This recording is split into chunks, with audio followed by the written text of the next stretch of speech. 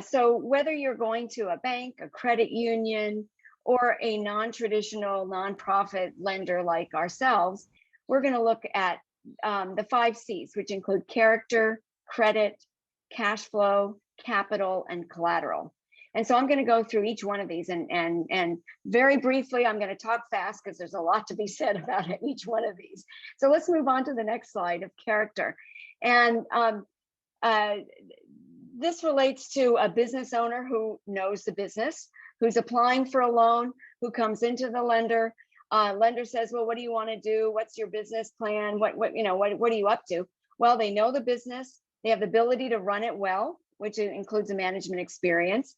And this is where I want to tie into what Josh and Cindy and Frank have been talking about. If you don't have the experience or you're young, new to the industry, who's your team? Who's your team going to be included in with your business to help you be successful?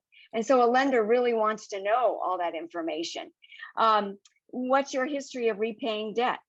Do you follow through on commitments, including the lender says, listen, we need to have a business plan and projections. And by the way, whether you're buying a business or starting a business, a lender will require a business plan and projections. And they want to know what your roadmap is. How are you going to grow your business? Who are your customers? What are you planning to do? What's your income going to come from? Do you seek technical assistance? This goes to the question that Josh said. Hey, sometimes I feel like questions I ask are dumb questions. There are no dumb questions. I think a lender is saying, listen, you have questions about the industry or what you're doing, seek help. And sometimes lenders will make technical assistance a requirement of the loan. Most lenders don't, but sometimes they might. And when you do talk about having received technical assistance, it gives a lender a great deal of confidence that you're prepared. And that's the whole idea, is that any lender really does want to see that you succeed in your business. And therefore that technical assistance can show that you are well prepared. Sometimes the criteria for approval could include that technical assistance. And then you communicate honestly with the lender. And that goes to what Josh and Frank and Cindy have been talking about. When you're working with a lender, if you don't know something, you can say to the lender, well, I don't know about that, but I'm going to seek help from so-and-so who can provide that assistance to me. If you have issues in any of your background and credit, which I'll go into in just a second, that you're very honest with a lender about that. So let's move on to the next C, which is credit. Credit, of course, is made up of your FICO, it includes your FICO, which is a credit score calculated from different credit report information. And basically it looks at your payment history, late payments, collection accounts, bankruptcy, that sort of thing. It tells a lender how much you owe on personal and business accounts. And it really does provide a good indication of how likely the business owner is going to repay debt. Obviously, a lender is looking at that because they want to make sure their loan is going to be repaid. Prior to going to a lender, I would suggest that you order a copy of a credit report, and you can do so at no cost from annualcreditreport.com.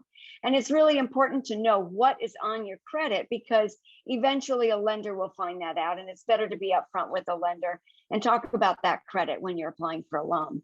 So credit's really important. The other C of the 5 C's of credit is capacity and cash flow. And what do we mean by that? Well, that you have sufficient cash flow to repay the debt. In other words, the cash flow is your income minus your operating expenses and any other debts that you have. Is there money left over to pay for that loan? So again, whether you're buying or starting a business, you want to show that you have a solid business plan and 2 years projections that are prepared on a month-to-month basis that will show that you have that cash flow. When you're starting out a business, a lender knows you may not have cash flow sufficient to pay off the debt the first month, 2 months, 3 months, especially in the construction industry, where you may be several months out before you're actually receiving revenue. And that's where a loan can come in to help you out. So again, the business plan is really critical to your loan application. It should include talk about management, your experience, where you're coming from. If you haven't necessarily run a construction business, have you run other kinds of businesses?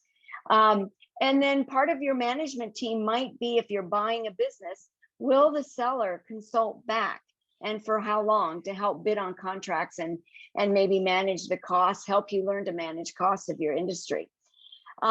One thing, if you are getting an SBA loan or you're looking to get an SBA loan, the SBA requires that or has a limitation on how long that seller can consult back, which is no more than a year. So that's something that's very important to keep in mind. 6 months is kind of what the SBA looks for. In any longer period of time, they may want to make sure that you're able to cash flow that seller, providing those consultation services. And again, with projections, they have to be reasonable and they have to be detailed. So when we're talking about the construction industry, they should show a cost buildup per contract. And that would include labor, equipment, materials, generally included in the cost of goods sold.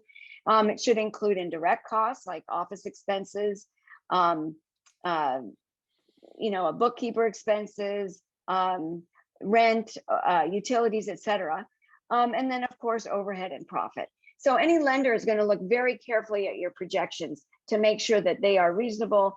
They'll probably ask for copies of contracts if you have them, so that they can verify the information in the contracts in terms of the revenue that's coming in. The next C of credit is collateral. Any lender is going to look at what sort of asset a borrower may have to offer to a lender to secure the loan. And the collateral covers at least part of the lending risk. So should you stop making payments for whatever reason, the lender can claim that collateral to recoup losses on the loan. So collateral is something of value, obviously, that you own or will buy with loan funds. So it could be a truck, a trailer, any kind of construction equipment, property, that sort of thing. The other part of collateral that lenders look for is a loan guarantee. So as you're setting up your business, buying a business or starting a new business, you want to look at how you're going to structure that entity. So any business owners with 20% or more ownership have to personally guarantee the loan. And almost all lenders that whether it's a bank or credit union, non-traditional lender, will require 20% owner to guarantee the loan. And that personal guarantee obviously is a promise to repay the loan, even if the business should fail. So the last C of credit is your capital and contribution. Now, lenders are going to look for what they call skin in the game. When you come for a loan request from them, they're going to want to know, well, what are you putting in? And that's called your equity injection.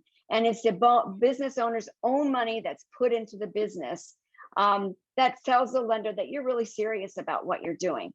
Typically, a lender will ask for 10 to 20% for startup and new businesses.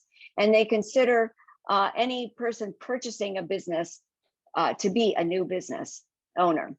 So you want to talk to your lender about what sort of equity injection or investment they're looking for. Is it 10%, 15%, 20%? And then make sure that you do have that cash to be able to bring into the project. So you want to ask the lender what their injection requirements are. You want to ask the lender if any money spent prior to the loan being approved will qualify as part of your equity injection. And if it is, to make sure you keep copies of all your paid invoices and receipts. Also, lenders will consider funds that are gifted, let's say from a family member, and gifted meaning there's no expectation of repayment. And that those gifted funds may also qualify as part of your injection.